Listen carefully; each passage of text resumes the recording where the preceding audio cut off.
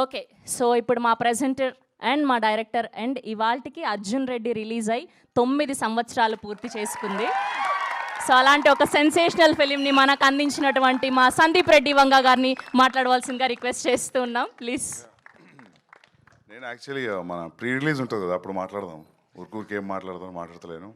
కానీ నేను సినిమా చూసిన అంటే నాకేమనిపించింది అంటే ఈ ఫిలింలో ఆ క్యారెక్టర్ ఎట్లయితే చేసిండో అంత ఇన్నోసెంట్గా అది కష్టం అనిపిస్తుంది నాకు అట్లా యాక్టింగ్ చేయడం. అది చూస్తున్నప్పుడు అతని యాక్టింగ్, అమ్మాయి యాక్టింగ్, వీళ్ళ ఫ్రెండ్స్ యాక్టింగ్ అది సినిమాలా లేదు. అది మనం పక్క నుండి చూస్తున్నట్టు అనిపించింది నాకు.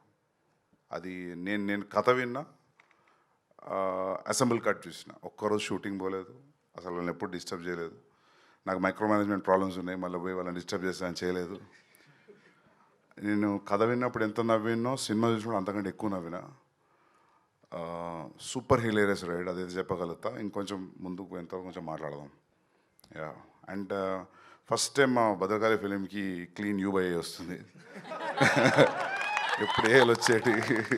సో ఎన్నిసార్లు ఫ్యామిలీతో రమ్మన్నా రాలేదు, ఈసారి అయితే రండి. థియేటర్ బయట ఎవడు ఆపడం మిమ్మల్ని. సో యా, మ్యూజిక్ బాగుంది అండ్ టైం అసలు తెలియట్లేదు. మిక్సింగ్ ల్యాబ్లో చూసి నేను అరే అప్పుడే ఇంటర్వ్యూలు వచ్చిందా అనుకున్నా. అంటే మన సినిమా అందుకే అంటున్నా కదా, కొద్ది మెల్ల మాట్లాడదాం, ఎక్కువ డబ్బా కొట్టిన ఉంటుంది. బట్ మీకు అందరూ నచ్చిందా ట్రైలర్ ఎట్లతో సినిమా అట్లే ఉంటుంది throughout. Yeah, thank you.